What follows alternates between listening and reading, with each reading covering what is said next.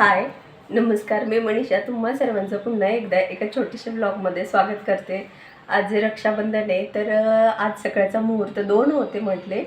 तर मग म्हटलं चला मुहूर्त असतो त्यावेळेसच बांधून घेऊ, कारण भद्राकालात बांधत नाहीत. आणि मी तसं सर्च केलं होतं, तर भद्राकाल नाही आहे असं काहीतरी होतं. तर मग म्हटलं चला जे मुहूर्त चांगले दिलेत त्यामध्ये बांधून घेऊयात. आणि आज रक्षाबंधन आहे, तर सण असल्यामुळं घरात पुरणपोळी वगैरे नेहमी आमच्याकडे परभणी साईडला पुरणपोळी होते, पण आज काही पुरणपोळीचा बेत नाही. तर मग म्हटलं पुरी भाजी वगैरे असं काहीतरी बनवूयात. आणि मुलांचं आवरायचं होतं, तर मग काव्याचं मी पटापट आवरून घेतलेलं होतं आणि काव्या तयार झाली. बाकी रांगोळी वगैरे काढून झालेली, तसं मी तुम्हाला पुढे व्हिडिओमध्ये दाखवतेच काढली म्हणून. काव्याला तिचा लुक दाखवायचा आहे, तर ती मला असे सांगते की मम्मी आधी माझ्याकडे कॅमेरा करून दाखव. तर आधी मी तुम्हाला काव्या कशी तयार झाली ते दाखवते, बाकीचं सगळं मग पुढे तुम्हाला दाखवतेच. आणि ही अशी काव्या तयार झाली आहे. आज काव्या सकाळी 6 वाजेची उठलेली होती. सकाळी 6 वाजता उठली आणि उठून मला उठवते की मम्मी उठ, 6 वाजले, रक्षाबंधन आहे, मला आवरायचं आहे म्हणून, है ना. आणि तिनं कपडे वगैरे सगळे पाहिले, त्यानंतर ठरवलं मला हा ड्रेस घालायचा. पुढे हिचा मेकअप वगैरे सगळं केला. हिचं दादा आणि ही दोघं जण मिळून आवरत होते. आता हिचं आवरले, म्हणजे रांगोळी वगैरे काढून झाली. मी रांगोळी पण दाखवते कशी काढली ती, आहे ना. काऊ चला, रांगोळी छान काढली आहे. छान काढली आहे, तुला आवडली. चल, इथं भात बनवलेला होता, कारण मुलं काही भाजी वगैरे जास्त खाणार नाहीत म्हणून. आणि पुरी भाजी बनवली. आता पुऱ्या राहिल्यात बनवायच्या, म्हटलं गरम गरम बनवूयात. आणि भाजी बनवली. आज काही रेसिपी तुमच्यासोबत शेअर करणार नाही आहे. आणि ते पुऱ्यांचं पीठ वगैरे पण मळून ठेवलं आहे, म्हटलं फक्त गरम गरम करू. पुरी भाजी रेसिपी आपल्या चॅनलवरती अपलोड झालेली आहे, तर आज काही रेसिपी शूट केली नाही मी. तर तुम्हाला जर रेसिपी पाहिजे असेल तर आपल्या चॅनलवरती तुम्ही व्हिजिट करून तुम्ही तिथे पाहू शकतात. तर रेसिपी तर झाली माझी. स्वयंपाक फक्त आता गोड आणायला गेलेत आणि नारळ राहिलं होतं, तर वेदांतला नारळ तेवढं घेऊन ये म्हटलं, तर तो नारळ आणायला गेलाय. आम्हा दोघींचं आवरले. चला, रांगोळी राहिली, रांगोळी दाखवते तुम्हाला. इथे मी पाटाभोवती रांगोळी अशी छोटीशी सिंपल काढून घेतली, म्हटलं जास्त नको, कारण मग लगेचच मुलं खराब करून टाकतात. तर अशी छोटीशी काढली आणि दारामध्ये मात्र छान काढली आहे.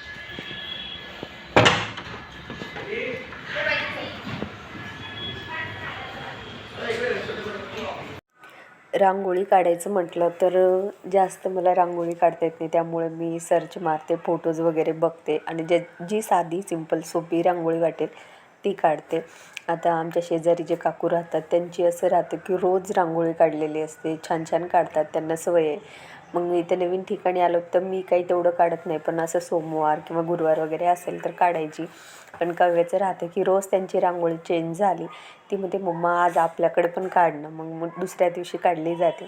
तर रक्षाबंधन होतं, पण मग म्हटलं चला सिंपलशी काढूयात, जास्त वेळ पण लागणार नाही आणि कमी वेळात पण होईल, कारण मग राखी वगैरे बांधायची होती त्यामुळे. मग इथे आमच्या ताटामध्ये राखी वगैरे काढून ठेवलेलं होतं, ताट वगैरे भरून ठेवलं आणि हे दोघंजण आवरत होते त्यांचं. गोडामध्ये जिलबी सांगितली होती, पण जिलबी काही त्यांनी आणली नाही. मग वेदांत म्हणे मम्मी जाऊ दे, म्हटले जिलबी वगैरे काही नको, आपण सोनपापडी खाऊयात, कारण त्याला खावीशी वाटत होती, म्हणून जिलबी कॅन्सल केली आणि सोनपापडी तेवढी घेऊन आलो. त्यानंतर मग वेदांचा आणि काव्याचे थोडेसे फोटोज व्हिडिओज वगैरे काढले. तुम्हाला फोटोज व्हिडिओज इन्स्टावरती पाहायला भेटतील, तिथे मी अपलोड केलेले आहेत.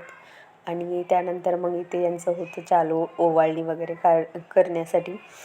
हे दोघंजणं दिवसभर एवढे भांडणं करतात अफाट, 5 मिनिटसुद्धा यांचं जमत नाही. आणि आज काव्या सकाळी सकाळी उठून त्याला उठवलं, हिने आंघोळ वगैरे पटकन आवरली. रोज ही उठत नाही, कंटाळा करते उठायचं. वेदांत पटकन उठायला लागला, आता स्कूल सुरू झाली तसं. पण काव्या काल तिच्या स्कूलमध्ये रक्षाबंधन झालं, तर कालपासून म्हणत होती उद्या मला लवकर उठव, मला मेकअप करायचा आहे, फोटो काढायचे आहेत दादासोबत, उद्या राखीबंधन आहे गं मम्मी, असं सांगायची. म्हणून आज तिचं आवरलं. पुन्हा वेदांतने तिची हेअरस्टाईल वगैरे करून घेतली.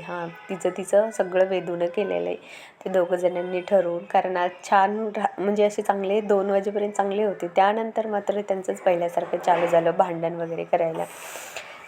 पण एक बहीण पाहिजे की थोडीशी खोडकर का असेना, छोटी असो मोठी असो, असायलाच पाहिजे, कारण ती भावाला थोडंसं धाकात ठेवते. आता आमचं तर रक्षाबंधन नव्हतं, कारण मी इथे होते, भाऊ दोघंही गावी होते. पण या दोघांचं म्हटलं चला चांगलं करून घेऊयात, कारण तिला थोडंसं होतं की आज मला करायचे, मला फोटोज वगैरे काढायचे आहेत म्हणून. तर मग तिचं ती ओवाळत होती छान. गेल्या वर्षी तिला एवढं काही करता येत नव्हतं, कारण लहान होती, तिला ताट वगैरे व्यवस्थित धरता येत नव्हतं. पण यावर्षी थोडंसं व्यवस्थित करते तिनं. आणि तिचं असं होतं की शूट चालू होतं एका साईडला, एका मोबाईलमध्ये व्हिडिओज चालू होते आणि एका साईडला तिचे फोटोज वगैरे काढायचे चालू होते. काल एवढे जास्त त्यांचे फोटोज काढले की अफाट, कारण या दोघांना वेळ एवढा होता सुट्टी असल्यामुळे की ती म्हणे नाही माझ्या हातामध्ये धरून गोल फिरून फोटो काढ, मला उचलवून घे, असे छान छान ती पोजेस सांगत होती. त्यांचं राहतं की ते पोजेस बघतात मुलांच्या कशा आहेत काय नाही, त्यानुसार ठरवतात की असं काढायचं तसं काढायचं म्हणून. तिने छान त्याला गंध वगैरे लावून घेतला आणि तिनेच राखी बांधली. मला वाटलं तिला गाठ वगैरे देता यायची नाही, पण तिनं आता समजायला लागल्यात गोष्टी भरपूर. ती करते तर तिने स्वतःने बांधली, नाहीतर मग राखी हातात बांधायला तरी माझी तिला मदत लागते. पण यावर्षी काही नाही, तिने स्वतः केलं. गेल्या वर्षी वगैरे किंवा त्याच्या अगोदर तिला येत नव्हतं, पण जसं जसं मोठी व्हायली तसं गोष्टी तिला समजायला लागायला. आणि एवढं छान ती मस्त करत होती का नाही, तिच्याकडं बघून नवल वाटत होतं किती छान करते म्हणून. घरात छोटी मुलगी असली की आपल्याला थोडंसं जास्त हौस राहते की मुलांचं कसं जास्त त्यांचं मेकअप काही नसतो, कपडे एवढे काही वेगवेगळे नसतात. पण मुलींचं असतं, आपण बाहेर कुठेही गेलो काही घ्यायचं असेल तर आपल्या अगोदर मुलीचा विचार करतो तिच्यासाठी काय घेऊ. आणि आत्ता तर तिला समजायला लागल्यात गोष्टी, तर तिचं असं राहतं तिला मेकअपचे प्रोडक्ट्स खूप जास्त आवडतात. तर ती सांगत होती दादा मला गिफ्टमध्ये ना मेकअपचं सामान दे. तर मग मी म्हटलं आपल्याकडे आहे ना, नाही मला माझं वेगळं हवं आहे असं ती सांगायची. बरं म्हटलं तिला नवीन जी गोष्ट पाहिजे ती माझ्यासाठी घे. मग दादाला सांगितलं की तिला आपण नंतर गिफ्ट घेऊन देऊयात, तोपर्यंत चॉकलेट देऊ, कारण गिफ्ट आमचं ठरलं नव्हतं तिला काय द्यायचं ते. एकदा ठरत होतं खेळण्यात द्यायचं, एकदा ती सांगायची मला बँगल्स हव्यात, एकदा सांगायची बॅग हवी आहे. तिच्याकडे भरपूर आहेत तरी पण तिला नवनवीन गोष्टी पाहिजेत. म्हणे मी तुझी बहीण आहे तर मला नवीनच गोष्ट किंवा गिफ्ट दे. म्हणून मग म्हटलं चला हिच्यासाठी नंतर काहीतरी घेऊन येऊयात तिच्या मनावरती, म्हणून मग राहू दिलं तिचं गिफ्ट. आणि त्यानंतर मस्त तिने छान राखी वगैरे बांधून घेतली आणि ओवाळलं. आता दिशा तिला व्यवस्थित फोटोज आम्हाला काढायचे होते, तर दिशा दक्षिणेला तिचा चेहरा होत होता. मग तिला म्हटलं जाऊ दे मी इकडच्या साईडनं फोटो काढते. म्हणून मग तिला व्यवस्थित उभं केलं, पूर्व पश्चिमेला दोघांनी बसून छान असं त्यांचं ओवाळणे वगैरे करून घेतले. त्यानंतर मग तिच्या पप्पांना पण राखी बांधायची होत्या, तर त्याचा व्हिडिओ शूट केला नाही मी. तर तिच्या पप्पांना पण तिनेच राखी बांधली. आणि ती तिच्या गोष्टी दुसऱ्या कुणालाही देत नाही, शेअर करत नाही इतरांसोबत, काय तिच्या दादालाही देत नाही. पण काल तिचा मूड थोडासा चांगला होता आणि तिने रक्षाबंधनचं जे गिफ्ट तिला चॉकलेट दिलेलं होते ते एक दादाला दिलं, नाही तर ती देतच नाही कोणाला. नेक्स्ट डेला मग मला आवरायचं होतं. ते काव्यानं साडी घातलेली होती, धुवून ठेवलेली होती, पण तिची साडी काही मी प्रेस केली नव्हती. ही मम्मीची साडी होती जिला मी कट करून काव्याच्या साईजची बनवून घेतली होती आणि अशीच फक्त लांब ठेवलेली होती, शिवून वगैरे घेतली नाही, कारण तिला 6वारी स्टाईलमध्ये आणि 9वारी स्टाईलमध्ये ती नेसवता येईल यासाठी. आणि वरच्या साईडला थोडीशी लेस लावली होती, समोरच्या साईडला, खालच्या साईडला बॉर्डर होती. हिचे या साडीवरती खूप सारे फोटोज आहेत, मी इंस्टाला शेअरसुद्धा केलेले आहे, तुम्ही तिथे पाहू शकता. धुल्याच्या नंतर प्रेस करायची होती. आता प्रेस मी करत नाही जास्त कपड्यांना, पण काव्याचे कपडे होते, फक्त एक साडी होती त्याला प्रेस करायची होती. मग म्हटलं तिच्यासोबत माझेसुद्धा कपडे काही आहेत त्यांना प्रेस करून घेऊयात, नाही तर या 10-12 वर्षात कपड्यांना प्रेस काय असते ते पण माहिती नाही, कारण कपड्यांना प्रेसच केलेलं नाही. साडीला वगैरे पण प्रेस करायची काही गरज लागत नाही. पण म्हटलं चला थोडेसे नवीन घेतलेले ड्रेसेस आहेत आणि कॉटनचे थोडेसे पिळून वाळू घातले की त्यांना थोड्याशा गुड्या पडतात, म्हणून मग म्हटलं चला प्रेस करून ठेवूयात. म्हणून जे काही ड्रेस धुलेले होते त्यांना पण प्रेस करून घेतली काव्याच्या साडीच्या सोबत. काम आवरायचं म्हटलं, घरात जेवढा वेळ असतो आपल्याला कितीही काम आवरायचं म्हटलं तरी कमीच पडतो. पण माझं असं राहतं की खूप जास्त दगदग नाही होत, मी जसं होईल मला जेवढं झेपतं तेवढंच काम करते. कपडे प्रेस करून सगळे व्यवस्थित कपाटामध्ये वगैरे ठेवून दिले आणि जे बाहेर लागतात डेलीसाठी ते साईडला काढून ठेवले. त्यानंतर काव्याला भूक लागलेली होती तर तिला केळी खायची होती, मग तिला म्हटलं केळी आणि पोळी खाय, तिला शिकरण करून दिलं. तुम्ही पण तुमच्या मुलांना देतात का असं करून कमेंटमध्ये सांगा, कारण गोड आमच्याकडे खूप जास्त आवडतं, म्हणून काव्यासाठी शिकरण बनवलं. आणि ते मला सोबत शेंगदाणे पण भाजून घ्यायचे होते, कारण शेंगदाण्याचं कूट जे आहे ते संपलं होतं. आता मराठवाड्यामध्ये जास्त करून भाजीला शेंगदाण्याचं कूट वगैरे वापरलं जातं. प्रत्येक भाजीला, फक्त असं 1-2 भाज्या असतील ज्यांना टाकलं जात नाही, नाहीतर प्रत्येक भाजीमध्ये टाकलं जातं. मग माझं संपलेलं होतं आणि शेंगा थोड्याशा ओलसर होते, त्यामुळे मग त्यांना छान असं खरपूस भाजून घ्यायला लागणार होतं. कारण फुल स्पीडवरती भाजले तर पूर्ण बाहेरून भाजले जातात, पण आतमध्ये थोडेसे कच्चे राहतात आणि मग ते खाताना थोडेसे दपक वास मारतात आणि चवदार पण तेवढे जास्त लागत नाहीत. त्यामुळे मग असं कमी स्पीडवरती छान असे भाजून घेतले. नाही म्हटलं तरी मी 1 किलोच्या जवळजवळ शेंगदाणे भाजून घेतले, कारण मला शेंगदाण्याची चटणी पण वाटायची होती आणि कुटा पण संपलेला होता. तर मग म्हटलं भाजून घेऊया. तोपर्यंत कव्याचं होतं मला अगोदर बनवून दे, कारण तिला खूप भूक लागलेली होती आणि तिचं होतं आज रेसिपी शूट करायची होती आम्हाला एक दुसरी, पण आज काय वेळच भेटला नाही रेसिपी शूट करण्यासाठी. मग म्हटलं जाऊ दे, हिला जेवायला देऊ, उद्याच्याला काहीतरी बनवून देते म्हटलं. मग नेक्स्ट डेला एक रेसिपी शूट केली. आता ती पण तुमच्यासोबत शेअर करणारच आहे. एक व्हिडिओज तुम्हाला पाहायला भेटतीलच.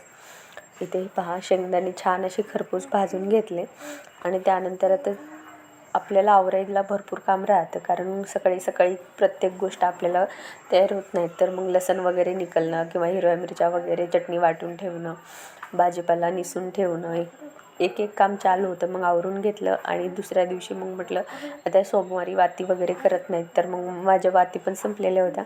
मग पटकन थोड्याशा वाटी करून घेतल्या, कारण मग एकदा जर राहिल्या तर राहूनच जातात आणि नेमकं असं होतं सोमवारच्या दिवशीच माझ्या वाती करण्यात येतात, म्हणून मग थोड्याशा म्हटलं करून ठेवूयात आणि जधी वेळ भेटेल त्यावेळेस करूयात. आता हे कापूस वगैरे तर गावाकडून आणलेला जातो, हा थोडा जुना झाला आहे. यावर्षी नवीन कापूस आल्याच्या नंतर चांगला घेऊन येईल, त्यावेळेस मग छान वाती होत्या. नाहीतर वाती थोड्याशा लवकर जळतात जुन्या ह्याच्या कापसाच्या. संध्याकाळचे 5-5:30 वाजले होते आणि आमचा एकीकडे चहाचा टाईम झाला, पण आज चहा वगैरे काव्याला पण खायचं होतं, चहा बिस्किट, म्हणून मग म्हटलं चला तिला पण देऊयात. तोपर्यंत एवढं छान व्ह्यू दिसत होता का नाही, कारण शेजारी मंदिर आहे आणि संध्याकाळी 5-5:30 वाजता स्पीकरमध्ये छान देवाचे गाणे वगैरे लावलेले जातात, मंत्र स्त्रोत चालू असतात. मग ते पण चालू होते आणि वातावरण पण खूप छान आहे. आणि ही नवीन रूममधली गॅलरी आहे, आलं तसं धुलीच नव्हती, मग धुवून स्वच्छ केली आणि या कुंडीमध्ये 3 महिन्यानंतर माती टाकून झाडे लावलीत. नाही तर माती आणून घरामध्ये पिशवीतच भरलेली होती आणि कुंड्यांमध्ये काही टाकलेली नव्हती. आता इथे जागा थोडीशी अपुरी आहे, त्यामुळे मी जास्त झाडं वगैरे काही केले नाही आणि पहिल्या पण रूममध्ये जास्त झाडं वगैरे नव्हते. माझ्याकडे 2च कुंड्या होत्या, पण यावेळेस म्हटलं चला आता हे जर चांगले आले, यांना फुलं वगैरे लागली तर मग आपण वाढवूयात. आणि जागा कमी असल्यामुळे जास्त काही मी केलंच नव्हतं. त्यानंतर संध्याकाळी म्हटलं जे ब्लाऊज शिवायचे आहेत ते आपण कोणकोणते आहेत, किती पडले ते काढून ठेवूयात. आता भरपूर ब्लाऊजेस होते, पण त्यामधले मी हे 1-2 बघत होते.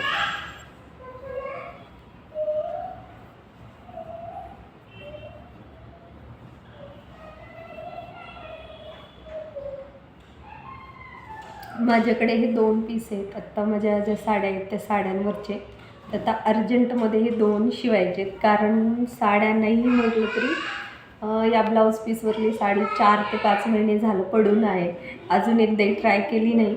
आणि हिच्यावरची पण त्याच वेळेसची आहे वाटतं. हिला पण 4-5 महिने झाले. ही ताईंकडून साडी आलेली होती, हिचं पण ब्लाऊज वगैरे शिवायचं बाकी आहे. स्किन कलर थोडासा क्रीम कलर राहतो ना, तसा साडीचा कलर होता, म्हणजे असाच कलर आहे साडीचा आणि सूत थोडंसं वेगळं आहे. तर म्हटलं की साड्या, चला मी साड्या जास्त यूज करत नाही, पण म्हटलं कधीतरी आपल्याला घालायला लागतात. गावी गेल्यासच जास्त साड्या यूज होतात, तर मग म्हटलं ते घालू. तुम्हाला या दोन्ही साड्या पण दाखवते ब्लाऊजच्या कशा आहेत त्या. साड्या छान आहेत, पण असं होतं की यूज जास्त होत नाही, त्यामुळे मग ठेवूनच दिलेल्या होत्या. म्हटलं चला आपण शिवून तयार असेल तर मग कधी ना कधीतरी आपण घालतो.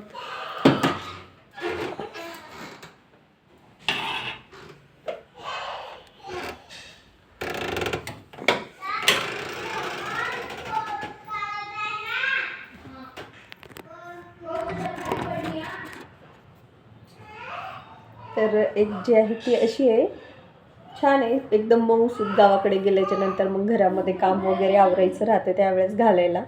एकदा पण ट्राय केली नाही, तर मग म्हटलं हिच्यावरचं ब्लाऊज आहे तो ग्रीन कलरचा जो आहे तो हिच्यावरचा आहे, म्हटलं हिच्यावरले आपण तयार करून घेऊयात. गावाकडेच गेल्यास लागणार आहे, पण म्हटलं आता शूट वगैरे चालू असतं, रेसिपीज वगैरे असतात, तर म्हटलं कधीतरी आपण साडीवरती शूट करूयात. मागे 1-2 शूट साडीवरती केले होते, त्यानंतर काही नाही, जास्त करून ड्रेस राहतो तर त्यावरतीच राहतात. आणि ही एक साडी आहे अशी, जे व्हाईट कलरचं ब्लाऊज होतं त्यावरची ही साडी होती. साडी मस्त दिसते, अशी डिझाईन आहे याच्यावरती. थोडंसं असं क्रीम कलर आहे, त्यामुळे मग मी काही साडी घातली नव्हती, अशीच पडलेली होती. पण मी काल यांना दाखवली, म्हटलं हिच्यावरचं ब्लाऊज वगैरे शिवू का, चांगली दिसेल का, तर ते म्हणे छान वाटती अंगावरती टाकून दाखवल्याच्या नंतर. तर मग म्हटलं चला ही पण शिवून टाकू, कारण ब्लाऊज तयार असतील तर साड्या घालण्यात येतात. आता एक साडी अशी आहे जिला 4 वर्ष पूर्ण होत आहेत. आत्ता अधिक मास येतोय आणि अधिक मासामध्येच ती साडी मला घेतलेली होती. तिच्यावरलं ब्लाऊज मी यावर्षी उन्हाळ्यामध्ये एप्रिल महिन्यात भावाचं लग्न झालं आणि दुसऱ्या एका भावाचं लग्न होतं मे महिन्यामध्ये, तेव्हा घालायला साडी पाहिजे त्याच्या लग्नात म्हणून तिच्यावरलं ब्लाऊज तयार केलं. कंप्लीट 4 वर्षानंतर ती साडी अजूनही घातली नाही, फक्त आणून कपाटात ठेवली आणि तिचं ब्लाऊज 4 वर्षाच्या जवळजवळ होता आल्यास शिवलं आहे, पण साडी अजून घातली नाही. लग्नामध्ये घालायची म्हणून गेलो आणि लग्नाला जायलाच आलं नाही, त्यामुळे मग साडी तशीच मम्मीकडे ठेवलेली आहे. आता बघू तिला कधी योग लागतो घालायला. साड्या भरपूर आहेत, पण फक्त गावी गेल्यावरच घालते, ते पण सासरे असल्यावरती, नाही कुठं जायचं असेल तर. आणि जायचं पण पाहुण्यांकडे वगैरे, माहेरचे पाहुणे असतील तर मग जास्त करून ड्रेसवरच जातो, कारण साडी घाला ते म्हणजे तेवढं पटपट आपल्याला कामं वगैरे होत नाहीत घरामध्ये पण, आणि बाहेर पण जायचं झालं प्रवासाला तर मग साडी नको वाटती, मग ड्रेसवरती जायचं. सासरी गेल्याच्या नंतरच जास्त साडी यूज होते, तर मग म्हटलं फटाफट जेवढ्या काही साड्या आहेत त्या साड्यांवरचे ब्लाऊज शूट. काल काही साड्यांना पिकोफॉल वगैरे करून घेतले. या साडीला पण काल पिकोफॉल केला, याच्यासोबत दुसऱ्या अजून 2-3 होत्या त्यांना केला. म्हटलं एकदा तयार असतील तर मग आपल्याला कधीही कुठे जायचं असेल, नाही काही फंक्शन असेल तर पटकन साडी घेतली की ब्लाऊज तयार असलं की घालता येतं, पण मग शिवून ठेवूयात म्हटलं. नाहीतर असं होतं दुसऱ्यांचे कस्टमरचे वगैरे ब्लाऊज असतील तर पटापट लगेच 2-4 दिवसात शिवून देते. माझे असतील तर मग ते तसेच पडलेले राहते. जास्त करून बहिणीचे आणि मम्मीचे ब्लाऊज राहतात, तर मग त्यांचे शिवून द्यायचे राहतात. पण ते पण असं होतं की 6 महिने माझ्याकडे ब्लाऊज राहतात, कारण मी आली की लवकर जात नाही गावाकडे, ब्लाऊज माझ्याकडेच असतात, साड्या त्यांच्याकडे. 6 महिन्याला मग मी ते ब्लाऊज घेऊन जाते. तर आत्ताच्या वेळेस म्हटलं मी कोणाचं काही शिवायलाच आणणार नाही, कारण खूप दिवस लागत आहेत. आणि माझ्या बहिणीचं असं आहे की तिचे नाटकं खूप जास्त आहेत, असं शिवलं तसं शिवलं, मला असंच हवं होतं. प्रत्येक बहिणी, छोटी बहीण असल्यास खूप नखरे राहतात तिचे, तसेच माझ्या बी बहिणीचे आहेत, तर तिचे काही यावेळेस मी आणले नाहीत. म्हटलं आता बघू, तिचे सध्या ते शिवून दिलेले होते मागच्या वेळेस जेव्हा उन्हाळ्यात गेले तेव्हा भरपूर ड्रेस वगैरे तिला घेऊन गेले ते शिवून. आत्ता काही शिवलं नाही, तर मग म्हटलं आपले आपले पटकन शिवून घेऊयात. आता हरतालिकेला वगैरे घालायला साडी वगैरे लागते, तर त्यावेळेस मग आपल्याकडे तयार पाहिजेत ब्लाऊज, म्हणून मग बाकीचं पण फिटिंग वगैरे करून घेतली. चला तर मग आजचा ब्लॉग तुम्हाला कसा वाटला कमेंटमध्ये नक्की सांगा. पुन्हा भेटूयात अशाच एका छोट्याशा ब्लॉगमध्ये, तोपर्यंत बाय.